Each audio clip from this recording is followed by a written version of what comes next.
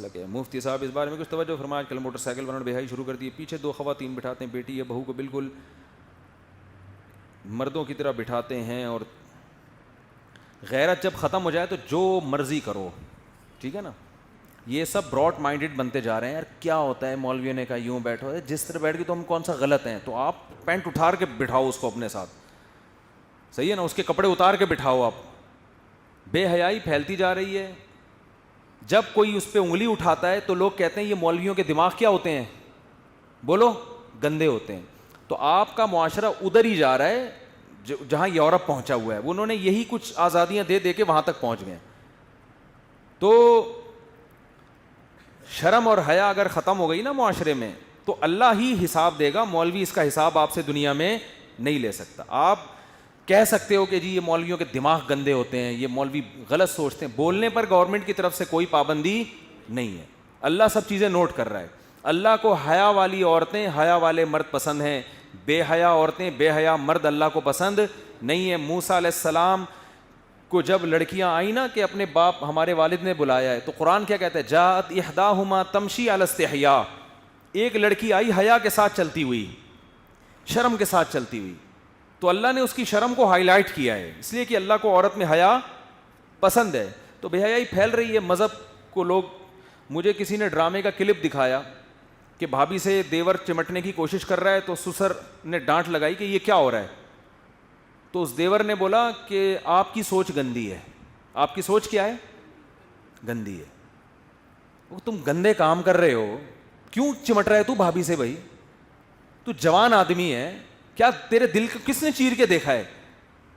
ہم نہیں کہہ رہے کہ سارے غلطی ہیں جو بھابھی سے بے تکلف ہو رہے ہیں. اسلام نے ایک باؤنڈری کھینچی ہے, بھائی بھابھی نامحرم ہے, سلام دعا ٹھیک ہے, زیادہ فری ہونے کی ضرورت نہیں ہے. بھائی مرے گا تمہارا, اس سے نکاح جائز ہے, تو تمہارے لیے اس سے نکاح کرنا جائز ہے.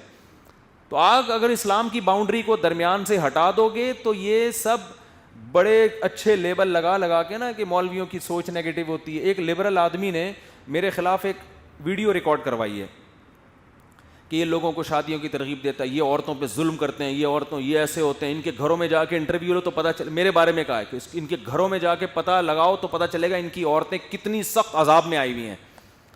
سمجھ میں آ رہی ہے بات؟ میرے بارے میں کہا کہ اس کے گھر میں جا کے کوئی دیکھے نا تو پتہ چلے گا اس کی بیویاں کتنی مصیبت اور عذاب میں مبتلا ہیں. میں نے کہا اس پاگل آدمی سے کوئی پوچھے کہ عذاب میں مبتلا ہیں تو اللہ نہ کرے, میں کوئی وہ نہیں کر رہا, اللہ حفاظت میں رکھے سب کو, مبتلا ہیں تو علیحدگی لے لیں. ایک مثال دے رہا ہوں نا بھائی. بول دیں ہمیں کیا چاہیے, عذاب میں ڈالا ہوا ہے, ہمیں چھوڑ دو. ٹھیک ہے نا.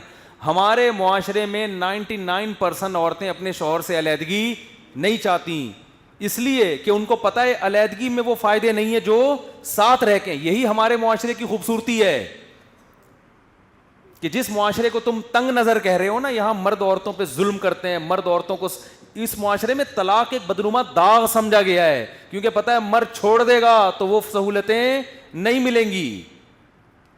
99% عورتیں ایسی ہیں جو طلاق چاہتی ہیں. کیا 99 وہ ہیں جو چاہے مولوی ہو چاہے ان کا میاں کوئی بھی, وہ طلاق نہیں چاہتی. ان کو پتہ ہے یار جو فائدے ہمیں اس پاکستانی سے مل رہے ہیں نا, جس کے بارے میں یہ مشہور ہے کہ فنڈامنٹلسٹ ہوتے ہیں اور گوروں کی طرح براڈ مائنڈڈ نہیں ہوتے, ان کو پتہ ہے وہ گورا براڈ مائنڈڈ کسی کام کا نہیں ہے. ٹھیک ہے نا. یہ تنگ نظر اس سے کروڑا گنا بہتر ہے. شکایتیں کریں گی عورتیں, ہر عورت کر رہی ہوتی ہے میرا میاں ایسا, میرا میاں ایسا, تو طلاق لے. نہیں بھائی طلاق نہیں لینا میں نے, بلکہ اگر طلاق دے گا تو اس پہ الزام کہ گھر برباد کر دیا.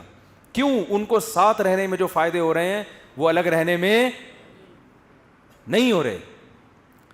اور ان لبرل لوگوں کے حالات جا کے دیکھو نا, جو اس طرح کی کلپ بنا رہے ہیں ایتھیس, ان میں اکثر عورتیں, آپ ان کے فیملی سسٹم جا کے دیکھو, اکثر کے شادیاں ناکام ہوتی ہیں کیونکہ ان کی عورتیں ان کے ساتھ رہنا بالکل بھی پسند نہیں کرتی. سمجھ رہے ہو؟ بالکل بھی پسند نہیں کرتی. بڑا اچھا ملفوظ ہے, بالکل بھی پسند نہیں کرتی. تو یہ میرے بھائی اس طرح آزاد گھومتے رہو, بیٹھ کے بائکوں میں بیٹھاؤ, ویلیاں لگاؤ, جو مرضی کرو. تمیز کی زندگی ہوگی تو تمیز سے بٹھائے گا. ٹھیک ہے نا. تھوڑا فاصلہ بھی رکھنے کی کوشش کرے گا. عزت دار آدمی تو ایسے ہی کرتا ہے.